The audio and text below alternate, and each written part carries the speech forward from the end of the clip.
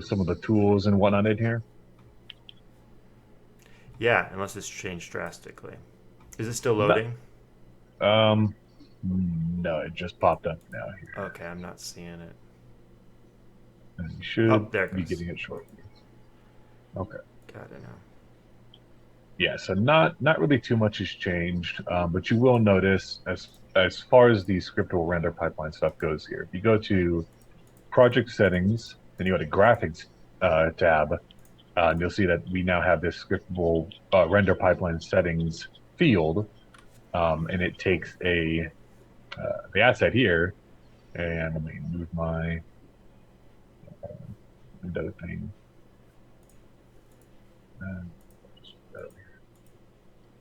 Uh, you can see here that we have all these multitude of options that we can now enable and disable in this renderer that previously you weren't really able to do in Unity unless you know, kind of dove deeper into the code side of things.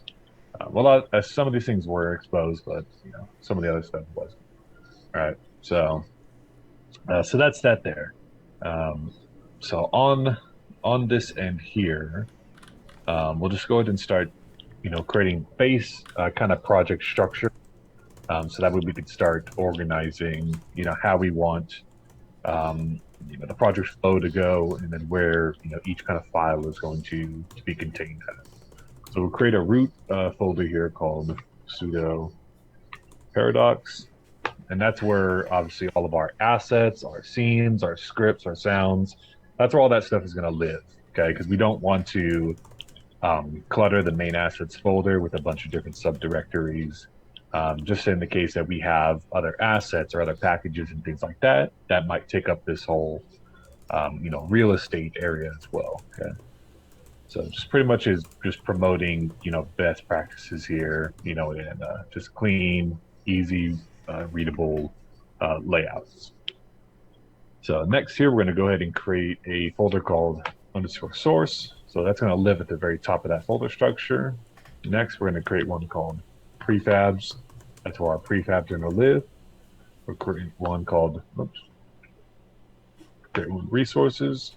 And resources is a special folder name reserved for Unity that allows you to at runtime be able to dynamically pull objects that you attach inside the resources folder and either access them at runtime or pull them through like instantiation or or something like that there. Okay, similar to I do a lot of mobile programming. Android has a resource folder as well, just like that. Next, we're going to create one called scenes. Next, the scripts, and then we're going to go ahead and create a subdirectory inside scripts. This one's going to be called editor. Editor is another special folder name for Unity, and it allows us to create any type of editor extension, a window, or something custom for the editor itself. And that way, when we build out the application and everything compiles, that stuff won't be included in that compilation at all because it will live inside the editor folder and then it'll be tagged and flagged. Oh, Okay. cool. Okay.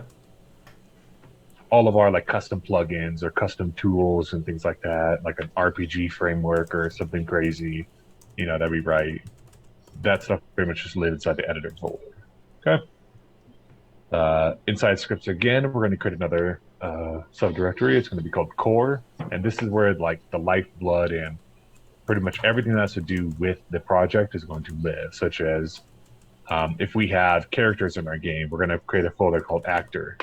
Okay. And we'll have actor movement, actor controller, actor, you know, collider, actor, animator, right? All these scripts that we're going to attach to our game object for actor, that's going to live in this folder. Again, just promoting that clean, uh, clean visibility, so we can easily navigate through that there.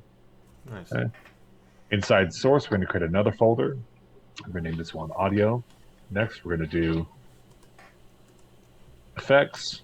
Next, we're going to do models. Next, we're going to do animation. Next, we're going to do sprites. Oops. Next, we're going to do textures. I should probably rename it. sprites like that. Next, we are going to do miscellaneous. So animation, audio effects, models, sprites, textures, miscellaneous. We'll do another one called materials. And I think that's it for now. That should do us pretty good. So let's go ahead and create another folder here inside miscellaneous, and we're going to name this universal render pipeline. We're going to create another one called input system v2, these are just, this is an asset that we're going to be utilizing that is part of the Unity offering. And then URP is where we're going to keep our scriptable render assets and things like that are currently just, that came with our project. We're going to delete all this stuff here and create our own. So that's where this one's going to go. So we're going to right click inside URP. Again, we're just setting up the environment of our editor so we can push forward into the actual development. Okay. So we're going to create, right click on URP. We're going to go to create. We're going to go to rendering, universal pipeline, and we're going to create a pipeline asset. Okay. When the pipeline asset gets created, it'll automatically create a renderer here, which is the forward renderer. We're going to go to create. We're going to go to rendering. We're going to go ahead and add in a post-process data. I'm going to rename that to post-process data. So custom post-process data. I'm going to right-click, create, rendering again, and actually I think we are. Check. Yeah, that's it there. We're going to right-click and go to create a volume profile, and this is essentially going to be our post effects overrides that allows us to add post-processing like bloom, depth of field, grain, all that stuff, color correction, and whatnot. All right, we'll add those overrides there for our global profile. Next, we're going to go ahead and start assigning this stuff. So the pipeline asset for the forward renderer should automatically be assigned there. If we go into the forward renderer, we want to make sure our post-process data is assigned. And that is it. We'll go ahead and enable, we'll disable the stencil actually because we don't have any shaders that require that. We'll go ahead and enable the opaque and depth textures. We'll keep this at 8 for now. We'll go ahead and cast shadows, set that to 1024, set our shadows to 500, set the cascades to 4, enable soft shadows, and enable HDR. And I think we're good there. Yep, okay.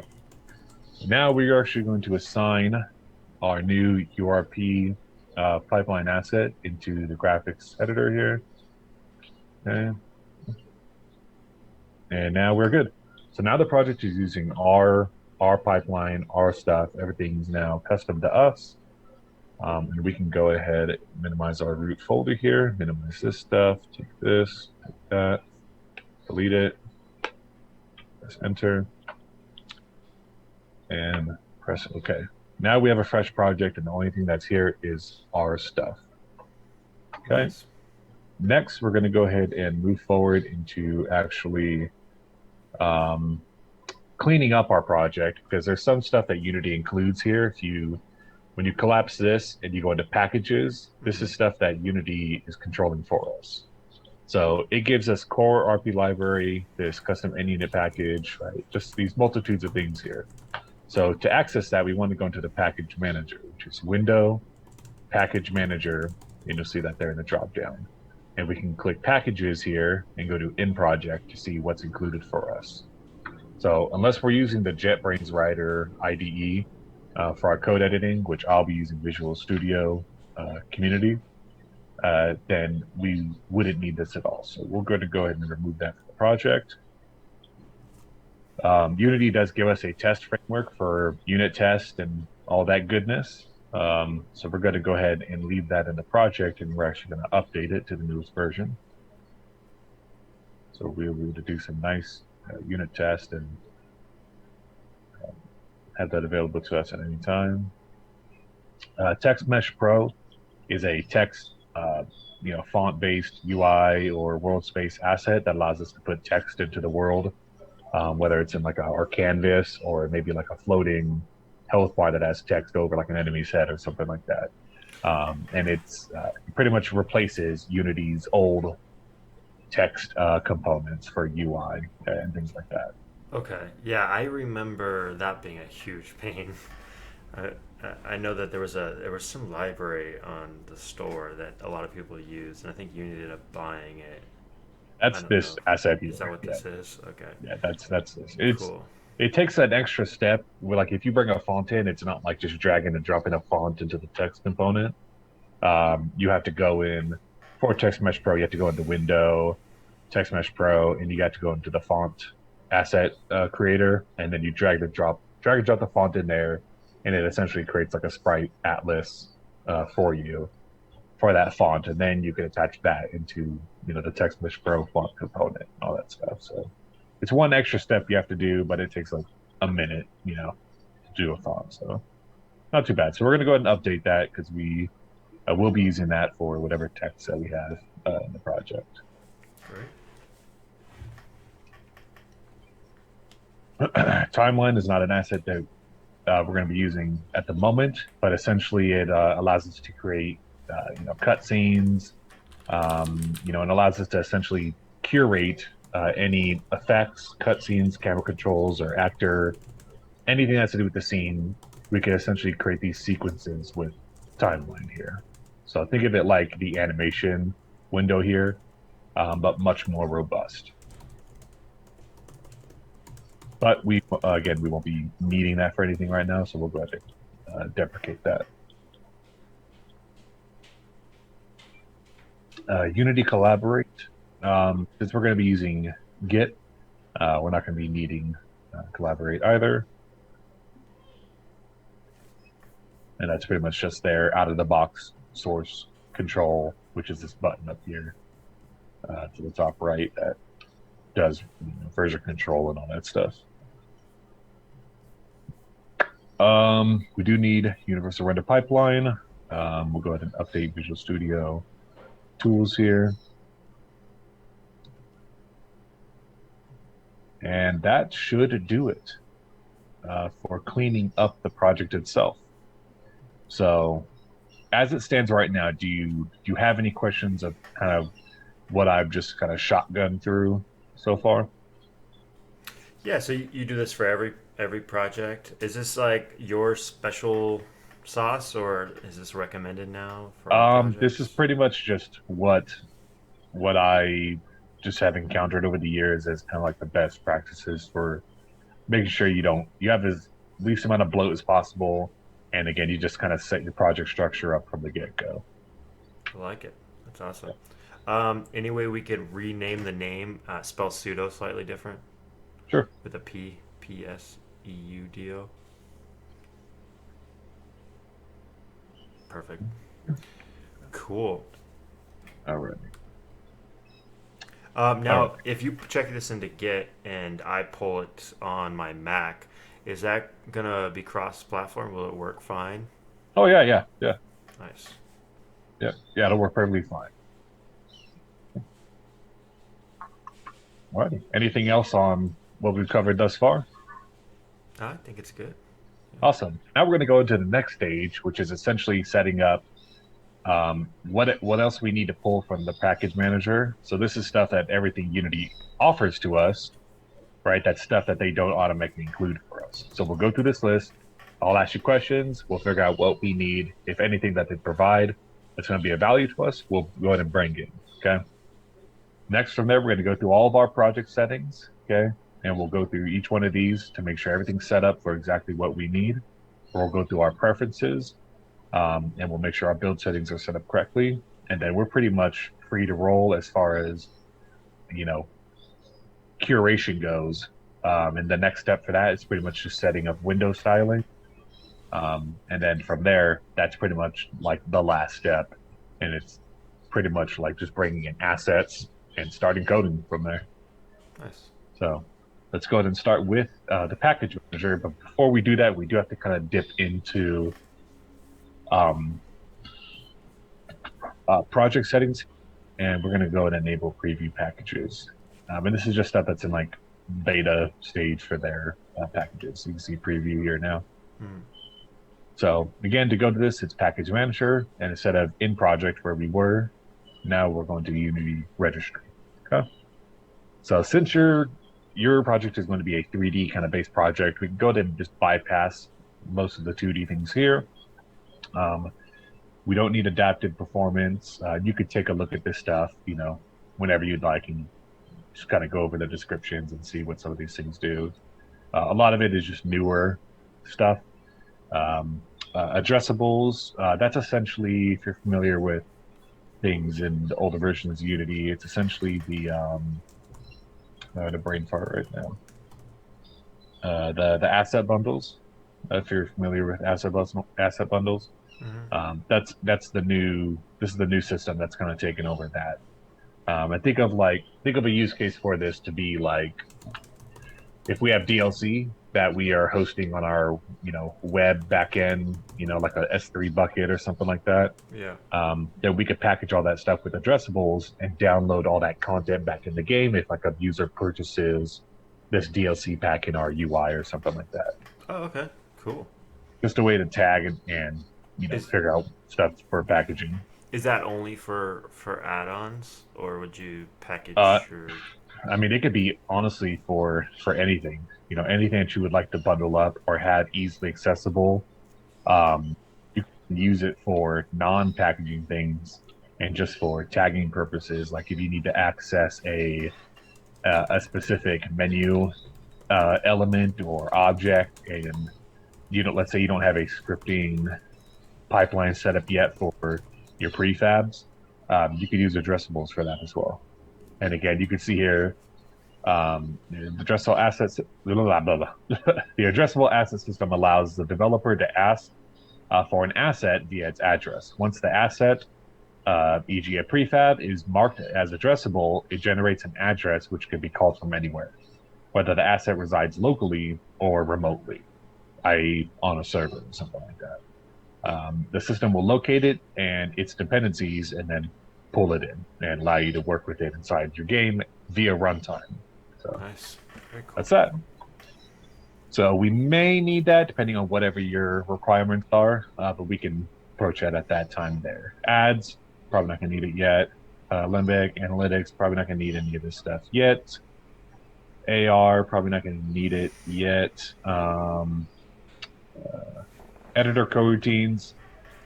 This is essentially kind of custom editor based stuff here, so we're probably not going to need that in yet. We will be utilizing the new input system here. So we'll go ahead and Nice. So, does that input system work for? Because I know they had like a 2D one and a 3D one. Is it now common, or do you still choose 2D or 3D? so this input system essentially is just deprecating the whole axes based input system that Unity had for since. Oh, really? How does it work now then? So this is essentially you could find controller mappings, right? So you could do it in a way to where you have a mouse and keyboard, right? But you also have a controller plugged into your, laptop or something like that, or not plugged in. And you could have it to where I have an action map, right? And then inside that action map called like movement or like locomotion or something, I have an action in there called move or rotate. So when I hold W on my keyboard, right, I can get the data from that, which may be like a normalized value between, you know, 0 to 1, right? And then from that feedback, I can send that input over to like my character controller and pick up on that input, right? But I could also have it to where it automatically detects a thumbstick on my controller, right? It uses that same move command, that move action, and I just do another definition inside that action for the controller joystick axis. So that way you could have one pretty much input all the inputs that you could think of and have only one input definition that accepts all these different control types. Hmm. Okay. Very cool. Um, Definitely look at that. yeah, I'll install it and then I'll show you what that looks like. It's super easy to set up and it blows the old system just out of the water completely. So go ahead and pull that in here. May need to do an editor restart here. Actually, I don't think I need to be honest. So let's go into, I think I have to go into project settings and go to input manager, our input system package. We'll create the settings asset and then we'll drag that into input system v2. Input settings, input system settings. There we go. All right. So that was initialized. Come back here. So now if we go to, actually, I think we just double click on this or open the window. Oh, no. Right click here, create asset. We'll go to input. Where are you at? Input actions. Input actions. There we go. Now we can double click into this and you should be able to see this window, right? Yep. Okay, awesome. So we'll create an action map. Okay. And we'll call this locomotion. We'll go into here. We'll create a control scheme and we'll name this mouse keyboard. Okay. And we'll type in mouse, type in keyboard. So any input that is in the mouse control scheme or any like any key that's on the keyboard, on any keyboard that's supported by them will be covered in the control scheme. So we'll save that. We'll go ahead and create, we'll do add control scheme. Well, and we'll name this one controller. And we'll do, I think it is gamepad, if I recall correctly. And that, I think gamepad allows you to control like Bluetooth stuff, like from Android, iOS, and stuff like that. It's more of a higher level container, if I recall correctly. So now you'll see that we have two control schemes. We have controller, mouse, and keyboard. We'll just click all, so we can edit all of them. So we created an action map called locomotion. Okay, and think of this as our main container. Okay. Inside that action map of locomotion, we now have an action, as you can see here. Let's name this move. Okay. And let's go ahead and set this. Let's set it to a value. And we'll make it a vector 2. So let's do a new 2D vector. Okay. And we'll do this. We'll name this WASD. And next, we'll go ahead and create another one. And we'll name this. Actually, I think we should be able to do a binding. And this is actually joystick or gamepad.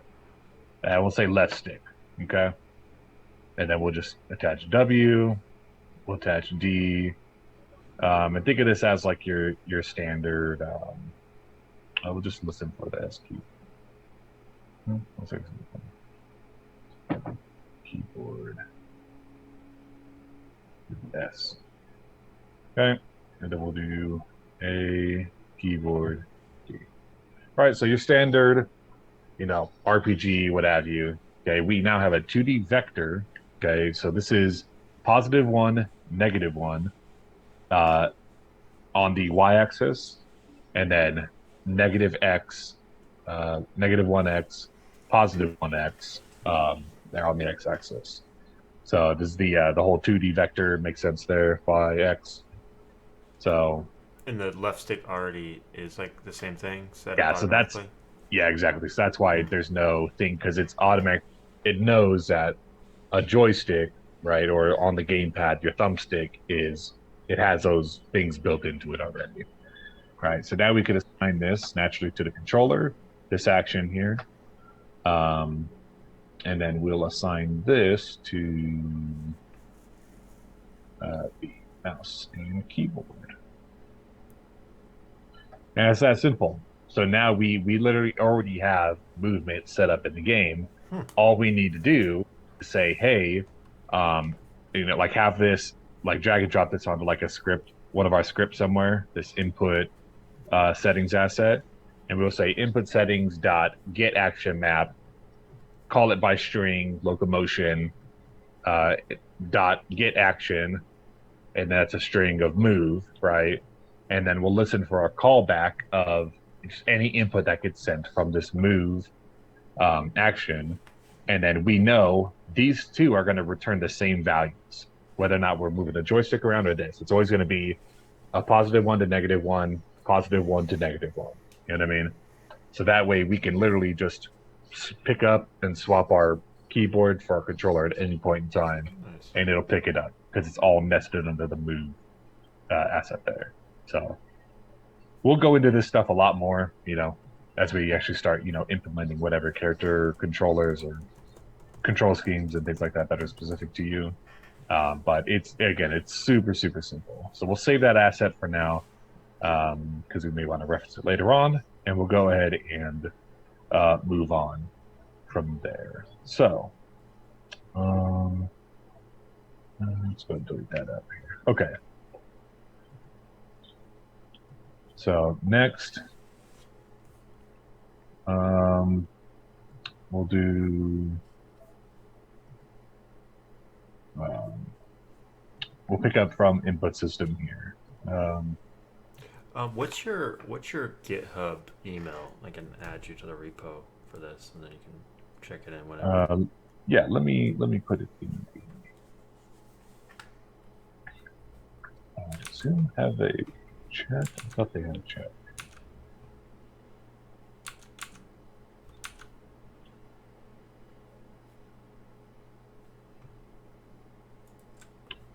I'll go ahead and send it. Let me send it on Upwork here.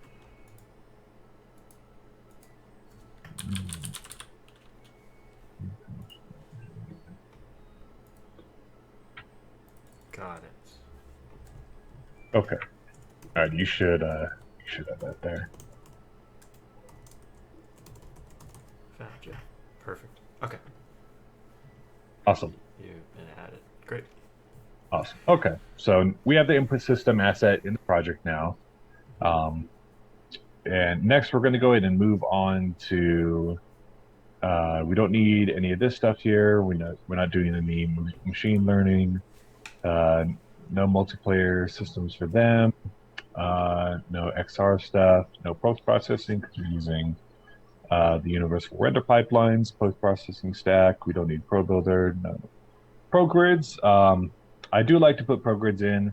It's essentially a snapping tool that gets appended to your scene window that allows you to like snap any objects that you're placing at specific increments that you set up. So just kind of helps speed along, having precise movement. And you can see in the scene tab, I have this thing here now. Oh, really cool. So That will move objects like at a 0.125 value every time we move it. And we can just click in here, like I'll set this to 1, right? And I'll drag, see it just snaps automatically. Oh man, that's really handy.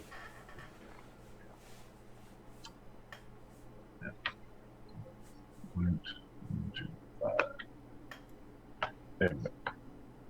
And then we'll create a new scene here. We'll do built-in images. Back to the packaging manager. Okay. So ProGrids, we just put that in. Quick search is just a little modular window. You could do Alt plus, and it'll pop up a little window, and you could search the whole project for anything that has text. You could type in assets, and it'll populate all these things that you could do, as well as all your assets and stuff like that. So nice. There if you need it. Scriptable render pipeline. We don't need that because we don't want to extend further what we currently have. But timeline, again, we just removed that from our setup. Shader graph we do have in our setup here. It's essentially, are you familiar with like node editors or node scripting or node shader uh, uh, programs or anything like that? Not really. I haven't done a lot of shader stuff. Yeah, so think of Legos, right, for shaders. Hmm. So if I want to like add a input texture into this custom shader, then I would like type into the this shader window texture node, and the node will be there, and then I plug it into like the albedo map of my master node, and it saves you for having to like go in and like type out shader code specifically. So it's a more visual way of creating shaders. It's pretty nifty. So that's in there by default. We did want test framework. We wanted Text Mesh Pro. Uh, don't need anything else from here. Unity UI is part of the package. Yep. Okay, that's it for package manager. Um, yeah, so we're good there. Next is project settings here, and again, we'll just go from the top down. So, before we move on, is there anything you have questions on as far as the package manager is concerned, or anything in that arena of any asset that we've imported so far? No, no, I think you explained it really well. Thanks. Okay, cool. And yeah, you could see here, see that input system.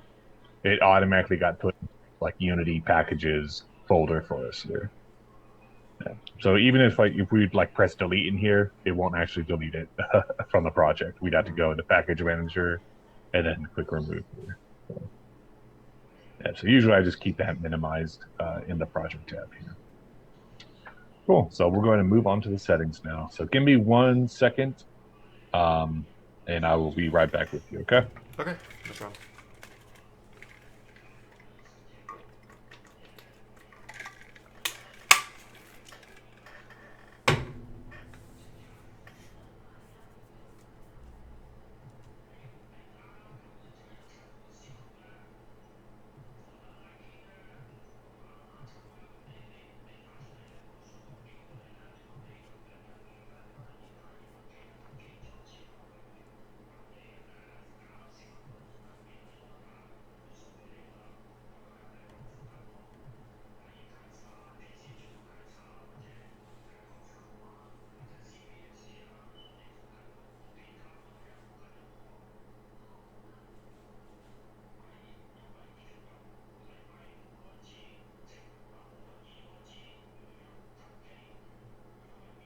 Alrighty.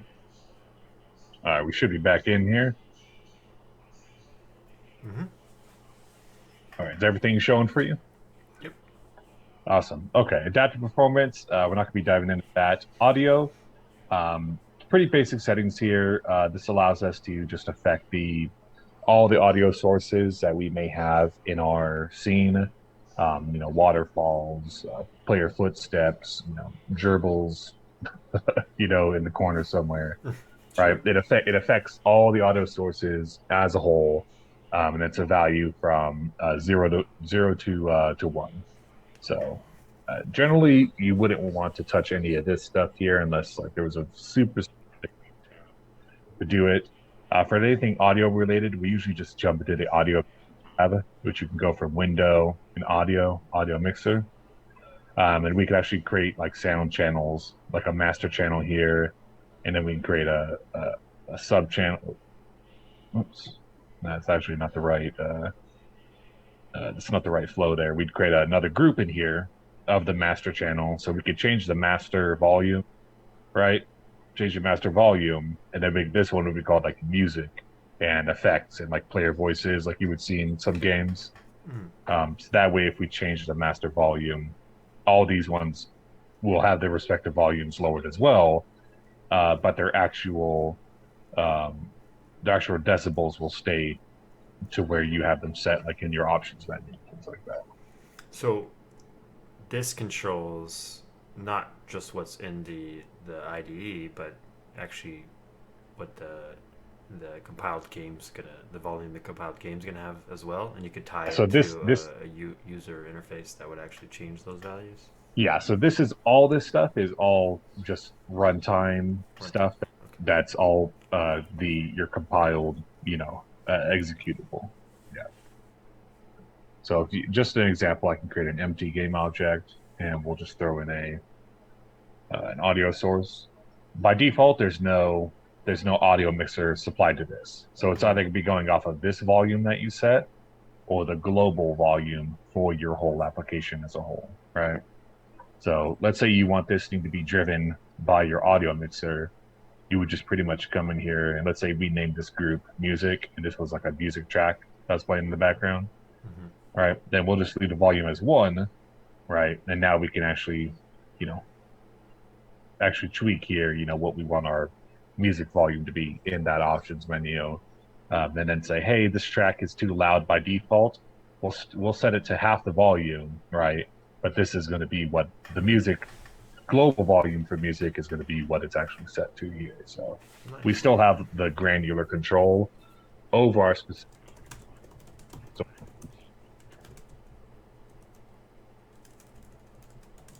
that's pretty much audio there. And again, we'll delete this mixer because we'll dive into that stuff later on. But that's a pretty much a brief overview there. And again, if we're right here with stereo, if we want our game to naturally kind of support some surround sound, technology here, then we could also set that as well. Hmm. Editor. So this is just Unity Remote, so it allows you to stream your runtime application from the editor into like your phone, or I believe any like Android or iOS device, I believe. Asset serialization is for Git, so we always want force text to be on, and we can have this checked here. Default behavior mode. It's essentially this is how like the editor is going to react around actions that you do. So if I hop in scene mode, it's going to give me like a 3D world view instead of this we click perspective instead of like All right. this 2D mode here, right? So that's pretty much what that does. So we want to be in a 3D mode when we're doing our editor interactions there. Not that it has like any permanent, you know, fixations to our the actual project and the game, the runtime. It's just pretty much editor stuff here, as you can see from the tab there. So autosave for prefabs, we do want to set that on. So it's essentially when we go into a nested prefab view here, which will make the camera prefab. Just pop that in there, or the light, whatever. We can click open prefab or just double click on that prefab, and you'll see we're in a prefab view for this here. And we can hop out of prefab view by clicking this arrow up here, and now we're back into our world view. I always remember something weird about that. Like you make changes and then you forget to save them and you Yeah, lose them. I always remember that yeah. being a pain. Yeah, so you can see here that there's this auto save check mark, and All that's right. that save. It's exposed to us here as well. Nice.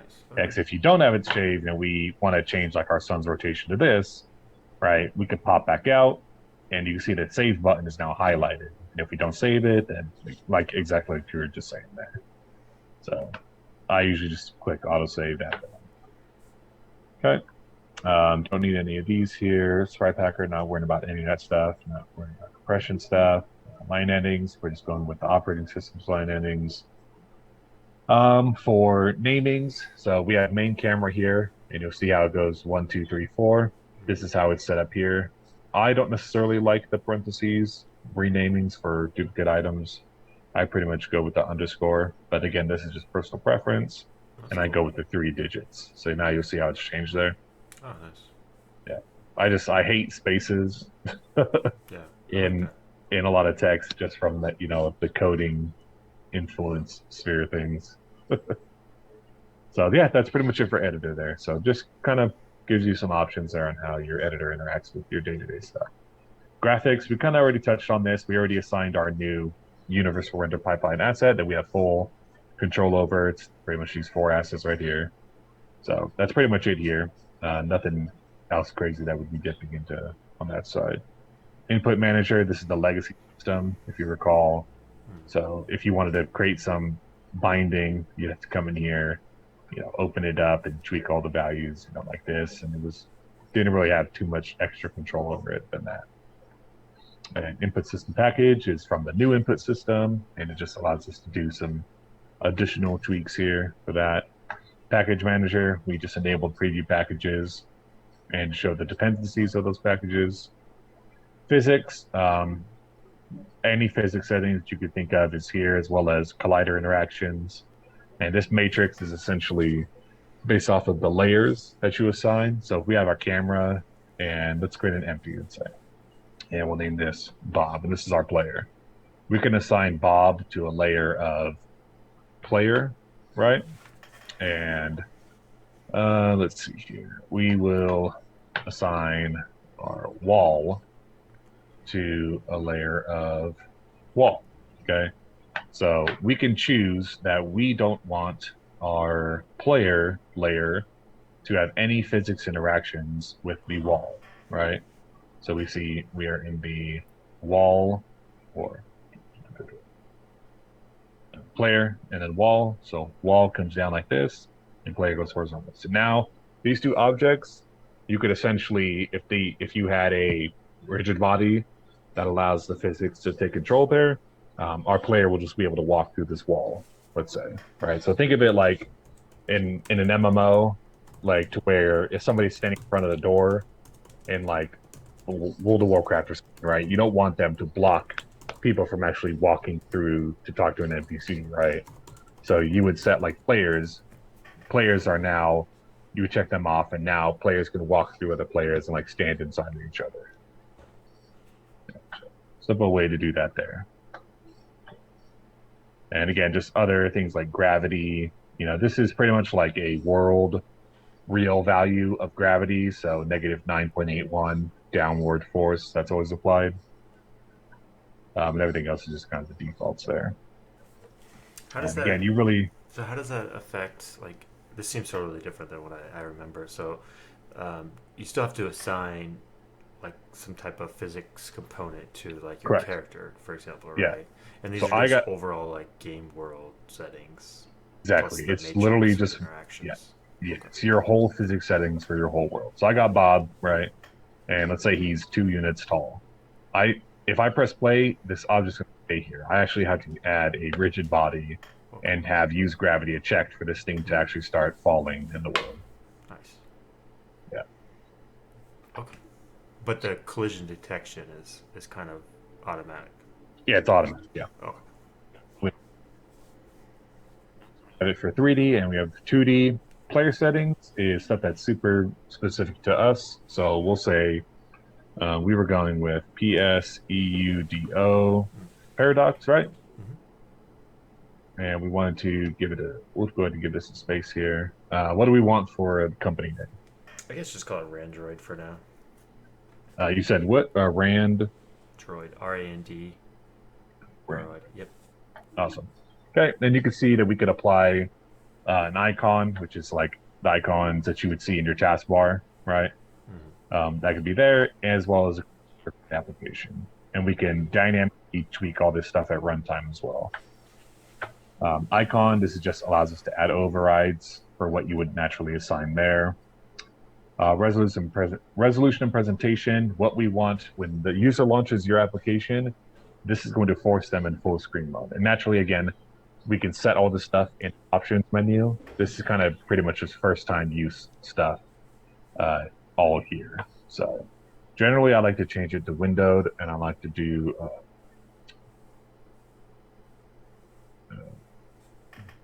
rating 720. All right, do Mac Retina support, run in background.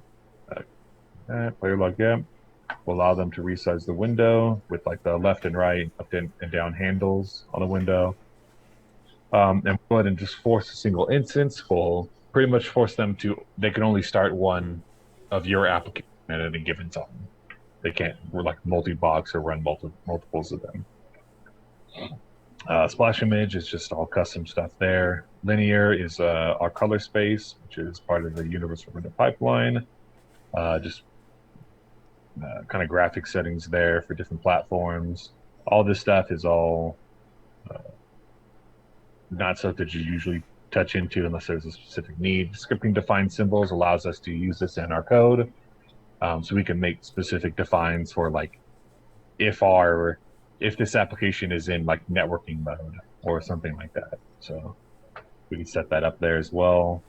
So Um, like flags. exactly. Any flags that we want to put into our code that allows us to trigger or not trigger or exception out what we're doing in that specific logic set. Yeah. So if we were to input like a network, right, that kind of overrides some functionality, then there would be like you could say whatever our networking package is, right? It'll be like bobnet, you know, version 2 or something, right? And now that scripting defined after we apply it will be in our project and in our code.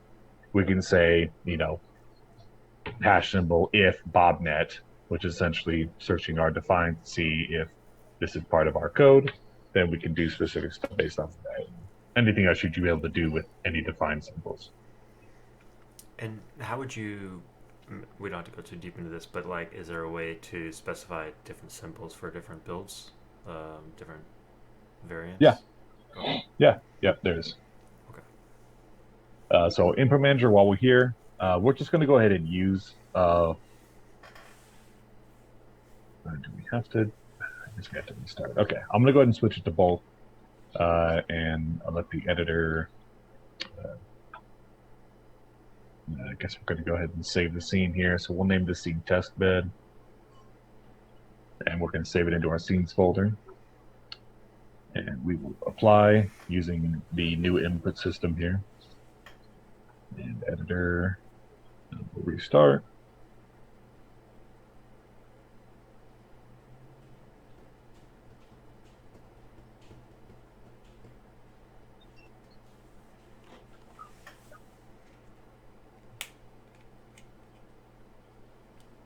Okay, let's go back in. Share that for you. Okay, you should be able to see. Got it. Awesome. So we got that set now and set to both. So now we can actually start using that input system set that we done earlier. Just additional options for us here.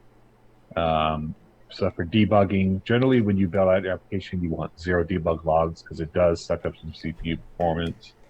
And that's essentially just like your output, your text outputs, or any analyzing that you're trying to do inside of your code. And essentially, it's like almost like a console.write line type component. Preset manager essentially just allows us to define presets for specific objects. So if we have a light that we put into our scene, and it's a specific type of light, then it'll like right-click inside the hierarchy and you click on a spotlight. It'll pre-fill these values with like a preset that we have defined in here. So Is it like a default prefab yeah, for certain yeah, objects? yeah. Okay. It's almost it's almost like a prefab, but it's literally just like you can click this little preset thing here, and it literally just sets values. It's like a stored value set. Oh, okay. Yeah. So when you create like a new one, it'll have all those values on. Almost kind of like a prefab. It's just more of a like a text asset data version. I'm actually going to delete this prefab that we made of the directional light, and we'll break that prefab instance. So these we don't have any references here, so we'll just go ahead and delete those. So this is where we can create those presets. Quality is pretty much like the additional graphic settings that we have. We're going to go ahead and put our render pipeline asset in there. And generally, I don't have any graphic levels in there that are pre-baked. I pretty much just supply an options menu and allow people to change all these things. So your standard stuff, texture resolutions, anisotropic textures settings, real-time reflection settings, shadow settings, kind of just the general things there. But a lot of these types of settings, it's pretty much like the post processing side of stuff, like bloom, depth of field, those kind of normal ones that you'd get in your games. And again, that's stuff that's going to be in our post processing volume here that will apply to our camera. How about for LOD? Is there like a system for creating the different levels, like when you're creating an asset? Okay. Yeah, yeah. So you can automatically set that stuff up. So we'll create an empty. We'll name it, you know, spiked wall. Let's say, and then pop it here. LOD group. Okay. We only have like two LODs, right? And we'll set the fade mode to where it just kind of crossfades, like animates the alpha channel and whatnot. And then let's say there's a cube here and a quad. Okay, so let's go into our scene and we will here. Select wall. So we can drag and drop our cube into LOD0 and our quad into LOD1, right? And you can see this little camera right here, right? Mm-hmm. That that's essentially how far we are away from the pivot point, like the root position of this object, right? Mm-hmm. So do you see like I'm pressing WSD or W and S and it's moving that little gizmo back and forth here? Yeah. Yeah, so that's pretty much your Nice. distance. So you can set up your LODs and you can drag this here and set what you want those thresholds to be. That's really simple. That's awesome. Okay. If I want like my second LOD to pop out like right here, you'll see that it's enabling and disabling this object dynamically for us, or automatically for us. And Nice. it's turning into that quad there. So yeah, that's pretty much that. Um, Scene template, again, same things as far as kind of like that presets goes. It sets all these things for us. Script execution order, it's exactly how it sounds. If we need a script to run like right when the game launches, and it's relying on stuff, um, and like all of the scripts and code is like relying on this thing to be there. But this object is existing in the scene at the same time as all that stuff, then we can go ahead and put like that application manager script that's on our application manager object, and we can order it here so that way it gets fired first, right? And anything that's not inside here will just get fired in sequence. So if it is here, it will always get fired above stuff that's not ordered inside this list. So I don't think we have to put like all the scripts we make inside this list. It's really only stuff that we need to like specifically have go first. Okay. Okay. Services is just stuff Unity provides to you: ads, analytics, cloud build, cloud diagnostics, collaborate, and in-app purchasing. Tags and layers, we kind of touched on this. So tags could be applied to any object in the world. So you can click on Spotlight, and we can give it a tag. These ones you can't delete. It comes with Unity. Same with layers. These ones you can't delete. It just comes with Unity. And if we could apply a tag like player, and then I could say, hey, if I shoot a ray from the camera and this object has a tag of player, then I'll enable my like highlight rig around that or something like that. I'm looking forward to seeing how you access the different objects from in code, because I know that in the past, like, I was never sure about should I use a tag to look it up, or fetch a whole list of everyone in the Mm-hmm. scene and query. So I'm curious to see like how you make those decisions. Yeah, there's so many ways to do it. Obviously, some have performance gains and some have performance detriments, right? Right. So tag-based stuff, that's going to be performance detriment. If we pool every object in the scene, that's a huge performance decrement. And then if we do some layer-based stuff, it's not the best, but at least it allows us to filter stuff that's not part of that layer out. And then if we do like type-based stuff, like I clicked on this object and it has a capsule collider on it, so that way we know I'm only getting this thing because it has that collider on it. Then we say, hey, if this object has any script on it that's of the type of player, then I can start doing like player dot remove health or something like that. So we could do tight, casting and checks and things of that nature too. So Nice. you may have a game where you literally don't even use tags or layers, and you just do stuff based off types. Text Mesh Pro, we'll go ahead and import those essentials, which is it just gives us like a default font to work with. Okay. Um, and then time. So this is our time scale. So if we want to go slow-mo mode, we can set time to like 0.18, right?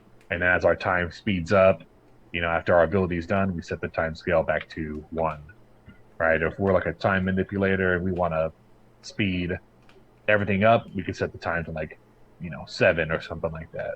So set 7 times a real world normal speed. And again, and what it's doing is essentially it's affecting the engine's internal clock. So if you have something moving at 1 unit, like each frame, then it's going to do it 1 unit each frame times 7. The time scale is 7.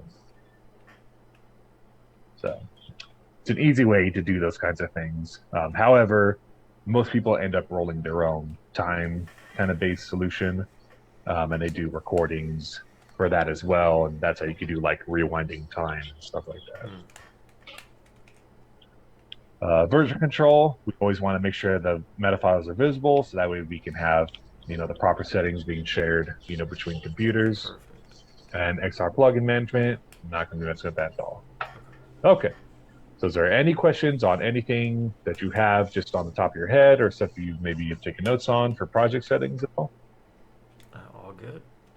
Awesome. Alrighty. Next is preferences. So this is editor specific based stuff here. So auto refresh, we don't want that on. So if we bring in an asset or if we save the script, it'll automatically refresh it so that we can use it in our project. Directory monitoring, not going to be worried about any of this stuff here. Script changes while we're playing. So if we're in play mode and we save the script in our like Visual Studio or something, it'll take us out of play mode, compile, and we can then proceed from there and jump back into play mode, and start over.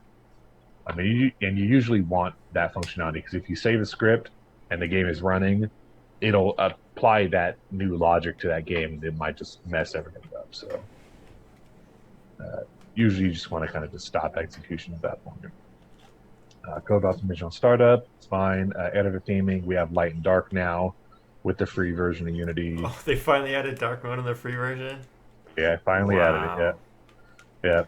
yeah. Editor font, very simple there. Alpha numeric sorting. You can see here in the hierarchy, we have now this transform child order, alphabetical sorting. So that's if you want that. Generally, I like to lay things out very specifically, which you'll see after a bit here. There. Snapping. Well, I just basic stuff. 2D is just caching, profiler, basic kind of analyzing stuff in the profiler window, which you can go from window, analysis, and profiler. So it allows you to go step through each frame, see what's soaking up your resources for GPU, CPU, all that stuff. Colors, this is all the editor colors. So when we press play, we may want to change the play mode color from red to purple or whatever you think of. So all the colors for all the gizmos as well as any other color the editor uses at any point in time. External tools, I use Visual Studio, so that's my external script editor, and Visual Studio is going to manage the embedded packages and local packages, so all default stuff that happens when you click on whatever IDE that you're currently using. Yep, and I have Android installed in the packages that come with that there, so that's all managed there. So just very platform specific stuff here. GI cache, so global illumination. Again, think of like your real-time type games. You have that GI. Pro grids, that's that asset that we just downloaded. So if we want to change the colors of all this stuff here, they allow you to change their asset-specific stuff in this menu. Scene view, if we want to create objects at the origin, which is the coordinates, we click an empty object, you see it gets created at 0, 0, 0, which is the world center position. And we want that true. Searching, Shader graph is that node-based shader editor, and UI scaling is the default there. Cool. That's it for preferences. Pretty straightforward. Cool. Build settings, we deleted that scene that we came with. We're going to go ahead and go to scenes, drag and drop test bed in here, so that way when we build the application out, we'll have test bed in. We want to build for Windows currently, and we want to build for 64-bit of Windows, because right now it's only set to 32-bit.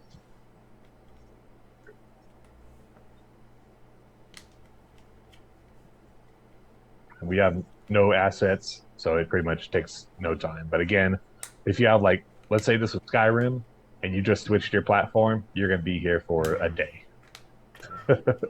Like it's going to take forever for it to recompile the whole project. So all that's why we just do all this stuff from the get go, and we're set, for development from there. Nice. So that's it. That is our project now set up for development. Have you ever used Unity Cloud Build? I have, I have. It's very simple. Hmm. Uh, it used to be terrible, and I haven't used it for probably about. Well, I'm using it on another project, but I haven't used it like steadily for like a couple of years. But it's super simple to hook up. You pretty much just create the project on your Unity account, um, and then you know you would like invite me as a seat to this project, and yeah, you would just be able to jump in there, jump into the collaborate. We would have to go into package manager again to Unity registry, and we would want to enable collaborate wherever it's at in here, and then we'll get that icon. And essentially, we it'll detect the changes. We could type a description and click commit, and it automatically gets sent to the server. So Nice. Okay. Yeah. it's super simple. Yeah, I know my friend that when I was telling you that went with the whole using the DLL's approach. He he he tried using the Unity Cloud pipeline. Had some issues with it. Ended up using I think Azure pipeline or something instead. But um, I guess it depends how complicated your build process is. But Yeah, it's exactly. If nice if you have a it's there. complex project, yeah, and like you have like multiple people working on your project, you don't want to use Unity Cloud uh, services on that end at all. You definitely want to go with some sort of other, you know, repository system uh, on that end. But if you have like two, maybe three people, like if you have one guy that's like a level designer, another person that's like an artist, another person's a sound person, the other person's like a programmer, you're fine using that process. But yeah, Nice. if you have like a bunch of coders, it's not a good day. Sounds like it. Do you use Unity in your day job? Or do you Yeah, guys use? Oh, cool. Nice. at any given time, I generally have around three clients or so. So, and pretty much they all utilize Unity. Nice. A couple here and there will use Unreal, but it's for the main time. It's Unity's pretty much the daily driver. Unreal is amazing, but it's just like another level. It seems extreme. Yeah, just think of all the wind just went through here and how Right. long Unreal has that, times, at least five. Right. Right. Yeah, it's just I like Unity. It so you can get the same out of Unity, if you know what you're doing, and the interface is just dead simple to look at. Have you played or heard of Little Nightmares or Little Nightmares 2? I think it was Yeah. made in Unity. It's the most recent Oh, game I've seen that was made I'm in pretty Unity. sure. That came out pretty cool, and it's like a simple game, but I kind of want to do something along that line, like not too ambitious, Is not it so too like a crazy. platformer scroller type? Kind of. Probably not 2D. Probably what I envision right now is for the prototype is a single 3D room. and you're just walking, probably third person, walking around and opening doors, and each door takes you back into the same room, but at a different time. Hmm. And the interface is to start out with is just a clock that shows you the current in-game time, and you walk through one door, and then it's your time goes back 5 hours or whatever, right? And then if you go through certain doors at certain times or whatever, you'll eventually come across another instance of yourself, right? Because you were there at 5 and you went back to 12. You waited 5 hours. Now you see yourself. Now you have two people in the room, and there's some kind of AI. It will try to behave like you behaved originally, but then obviously if you go up and punch it in its face, it's gonna have a different reaction, right? And so it's gonna have some kind of AI, and that's the gimmick, right? And then I want to come up with some kind of puzzle or story to play on those mechanics, and that's it, right? So tomorrow I've got something scheduled to go over the game design and start fleshing out what exactly those puzzles might look like, and I might hire someone to work on the art design, and then if this thing really takes off, audio as well. But for now, I want to work with you to do some of the coding and mocking up the prototype or whatnot. We can use, I don't know what you normally do for assets, just get stuff off the store to prototype or Yeah.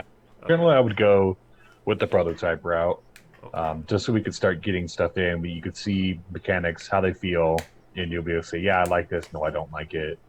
And if we need some, it just saves time doing it that way. So any audio models, stuff like that, I would definitely say just dip into the prototype stuff. Okay.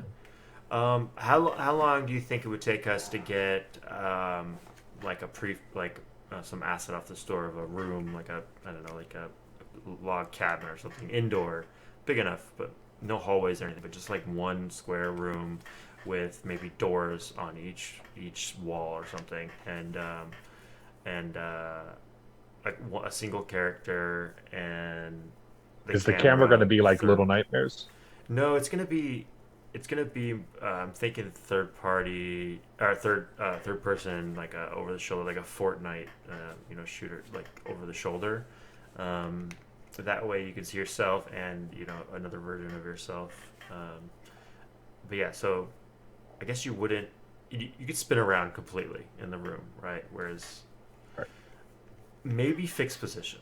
I don't know. Honestly, that's something I'll have to figure out. But maybe fixed position, if it is a single room, I guess it would make sense. And Little Nightmares is a bit like that. It's kind of fixed, and then you move, and then You obviously it still drops have your. depth movement in Little Mm, Nightmares, so right. But in this case, how long would you? Not getting too crazy with the camera because I know that could be weird. But just like going with the default third-person camera for now. Get some default asset for the room. What would it take to get the player movement going with a camera attached and just a simple teleportation? Like if I walk through this door, it teleports me to this point in the room. And the last thing I would want is the clock. So use Text Mesh Pro or whatever it is, just to have a clock that's running not real time, but like I don't know, every minute is an hour or something like that. But you see it ticking up, and then when you teleport, it changes. This door will go back 5 hours. That door goes up 1 hour. Whatever, right? We just hard code some values for that. Just that alone, I can start playing around. I can take that and work with a game designer just to kind of visualize what it is, and then we can work out if we need like more rooms or a different view or combat or something like that later. But just just the teleportation and the clock, like how much do you think it would take? How much time to do something like that? now would this be us doing a like a mentor type thing, or would this be me solo offline just blasting through it? Yeah, let's do it together. So Okay, so yeah, if we were walking it, um, I'd probably say, I mean, getting the assets and putting them in, that'll only take, maybe a half hour, just getting it how you're wanting it to be so that we can start testing inside of it. okay, yeah, Um, I guess I don't even really need an estimate. I just need to know like that's something like that's totally feasible. We could probably do that in a short amount mhm. of time, right? Relatively, right? Like You don't see it as Yeah, crazy, right? yeah, relatively. I mean, it should only to create those mechanics. It's so basic. It should only take a few hours or so, Okay. if that. Yeah. All right. Well, uh, probably should spend some time with my wife. It is Saturday, but that was a great session, and I don't know what your availability is, either evenings or next weekend, I guess. But I guess just stay in contact and Yeah, okay, definitely. Yeah, just let me know whatever works for you. I'll let you know what my schedule looks like, and then yeah, we can just set up days, on the fly, or whatever works in whatever time slots that we can get it in. So, perfect. Oh, one more I, thing. Tonight, mhm. do you have time? I don't know how long it take, but to check this into that repo. Yeah, yeah, yeah, yeah. Just make sure I'm invited to it on Git or whatever you're using. Okay. Can you Um, can you and can you check now just to make sure you have the access? I don't want to yeah, leave you hanging. yeah, yeah. Pop this up here. 'Cause Uh, doesn't really check my Gmail. don't really see an option to grant access or like a specific type of access. It's just a Let's see. private repo and Yeah, Brandy has you're a invited you collaborator. to this. I have to sign in. Okay, send me a code. Two, one, six,